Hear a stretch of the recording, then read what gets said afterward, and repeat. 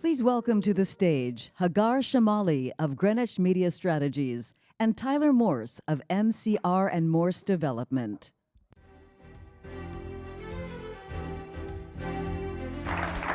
Thank you. Thank you. Thank you, everyone. Thank you, narrator, for that introduction. By way, just to give a bit of a short introduction, my name is Hagar Chemali. I'm the host and creator of a world news show, political satire show on YouTube called Oh My World, where we explain geopolitical events in an easy and fun way. And I am very excited to introduce Tyler Morse, who is the CEO and chairman of MCR Hotels and Morse Development. And we're going to talk about the tourism industry, hotels, and so on, in now the post-pandemic, if I can say post-pandemic world. There have been, I'm sure as you've seen, as many of you have seen, the industry has really picked up again. Tourism has really picked up, demand has picked up. So, on one hand, that's great news, it's great to see. And then on the other, there are crowds, there are tourists who break statues apparently. And then you've also dealt with some issues that we'll go into, like staffing and turnover and things like that, that I'm dying to get your thoughts on. But before we dive in, I was wondering if you could set the scene for us and share a little bit about your story, how you got started in this business, your background, and when you launched MCR. Sure, great to be here, Hagar. Thanks for everybody for coming out this morning. I love being at the Concordia conference. So I got my start in the hotel business about 25 years ago. And prior to that, I was a baggage handler for Delta Airlines at LAX. I worked at the Hard Rock Cafe for a while. I worked at Starwood Hotels. I had a variety of jobs in the business. And I love traveling. I've been to 95 countries. So the opportunity to be in the travel and tourism space and do it professionally was kind of a dream come true. So I love the business. It is roughly 10% of global GDP. So it's a lot bigger business than most people think about because it is so diversified and split up into thousands and thousands of little pieces. But if you add up hotels, air travel, hospitality writ large, travel and tourism is about 10% and employs more than 10% of the employed workforce in the world. Wow, has that always been the case? How long has that been for? No, it's continuing to grow. People love traveling. The incidence of number of nights on the road per capita, per country has continued to increase over the last 75 years. Amazing. It's largely due to low-cost air travel. And cars becoming more reliable. They can drive longer distances. It becomes easier to travel. And people love traveling. They love going out and seeing the world. You're seeing that effect right now in spades in the post-COVID world. People, I call it the YOLO effect. You only live once. After the last global pandemic in 1918 and 1919 came the Roaring 20s. You didn't die. It's time to go out and see your friends and family and have a good time. And hopefully you have the money. And if you don't have the money, you can borrow the money to go travel. That's interesting.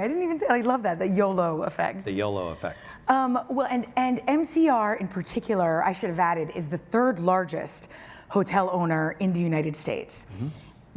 And you launched in 2006, I believe. Yep. And that feels to me as though it's a very short time period to scale to that point, especially when you compare to other hotel conglomerates in this country. So can you tell us your secret sauce?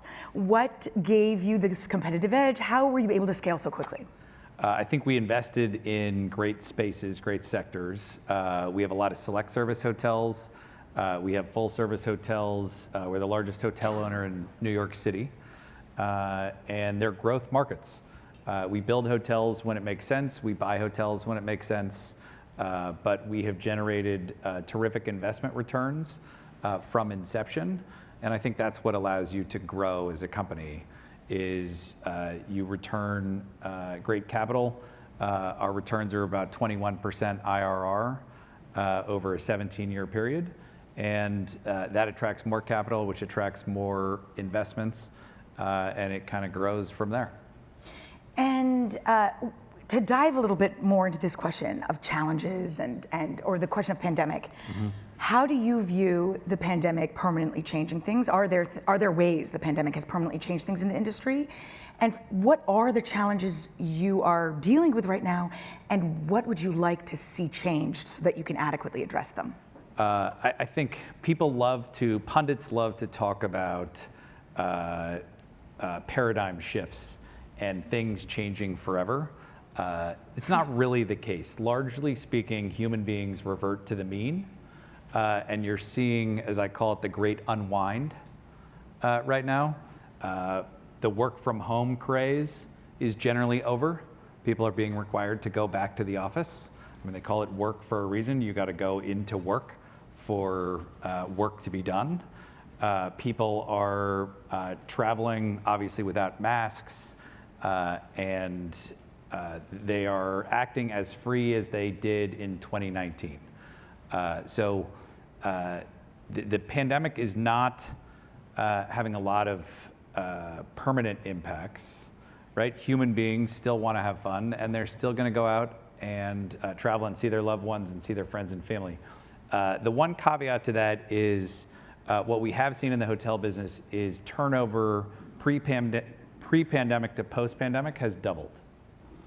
Wow. It is becoming much harder to keep people for long periods of time. The labor force has become more fluid, mostly because of the gig economy. If you can drive an Uber, do a little babysitting, do a little dog walking, and replicate the salary that you had previously, why would you take a job where you had a boss? So that is a very real phenomenon, and that turnover is making it harder to staff our hotels. You're seeing it in airlines, you're seeing it in pilot shortages, you're seeing it in air traffic control shortages. And one of the solutions that I think this conference is talking about a lot is immigration reform.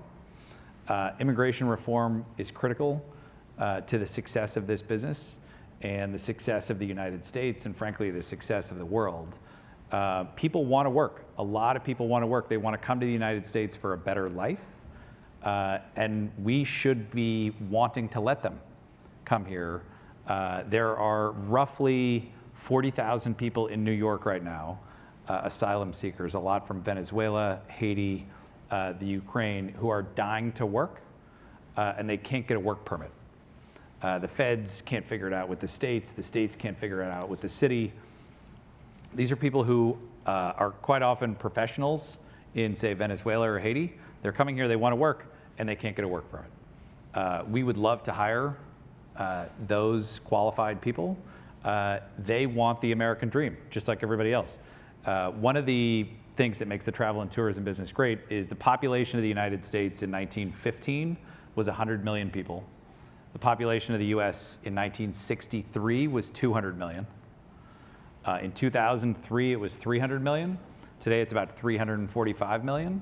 It's a dramatic increase in the population. That's more travelers, more people eating and drinking, more people staying in hotels, more people buying gas, driving cars, shopping at Payless shoe stores, general growth in the economy. If you look at those same numbers for the United Kingdom, it hasn't grown in 50 years. France generally hasn't grown in 50 years. Germany has had very slow growth. If you look at the European region, it's roughly the same size as the United States, and you apply the growth characteristics of those two regions, the US is about 3 times the population growth.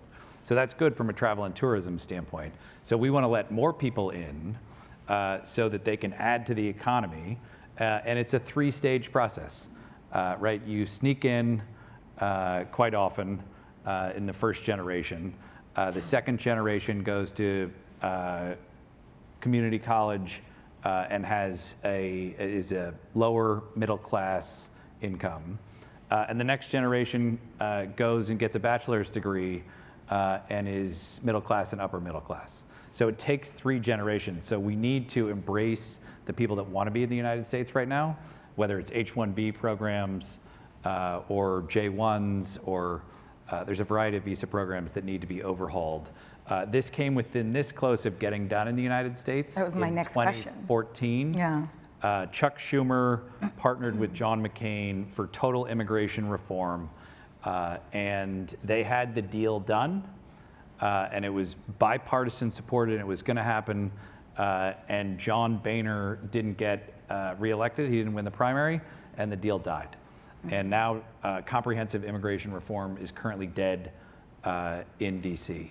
So we got to start over again, but we got to make this happen so that we can employ people and give them a chance at the American dream. Well, I hope they hear your message. I think it's a very strong one, especially compelling given the crisis now in New York City. So I hope that there's some movement, at least for New York, perhaps. And this crisis is getting worse. Last week, 4,000 people arrived in New York City. Right. Between asylum seekers and migrants. I just read that 1,600 people arrived at Logan Airport yesterday, and Logan Airport had to set up cots. Wow. They didn't know where to put all these folks. All these people simply want to be employed. And we're feeding them, we're housing them. It's costing the city of New York right now about $10 billion on an annualized basis to house the migrants. The New York City budget is $100 billion. It's $106 billion. The total budget for the Department of Sanitation in New York City is $2.1 billion. So we're currently spending 5x on the migrant crisis, just the city of New York with no federal help, versus to clean the entire city and take out all the trash that is generated by 8 million people, right? So I think that says it all. Yeah, and for those who don't know, by the way, New York City has a law where if you're in asylum, you're automatically granted support. And so a lot of the argument has been, well, if the taxpayer is going to pay and they want to work, why not let them work? So let's, this is actually fascinating. I didn't realize the conversation would go this way, so I'm really happy it did. But I do, with the little time we've left, I want to talk a little bit about the future of MCR. You did a very cool and unique project, the TWA Hotel. I'm sure you've seen it on the slides. For those of you who don't know, it was in a former terminal at the JFK Airport. It is at a former terminal at the JFK Airport. MCR is also the owner of this hotel that we're in now. What is the future of MCR? Do you foresee future projects that are also similarly creative and have unique stories? So we endeavor to create special experiences and special places. My wife actually calls the TWA project our third child. It was a real labor of love. And Howard Hughes owned TWA at the time. The building had sat vacant for 20 years. We dealt with 22 government agencies. We engaged 176 consulting firms. We employed about 7,000 people in the build of the TWA project.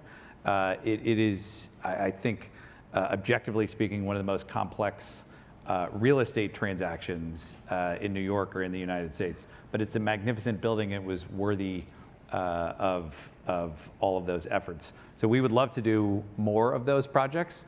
Those projects are not growing on trees. Right. Did you come up with the idea?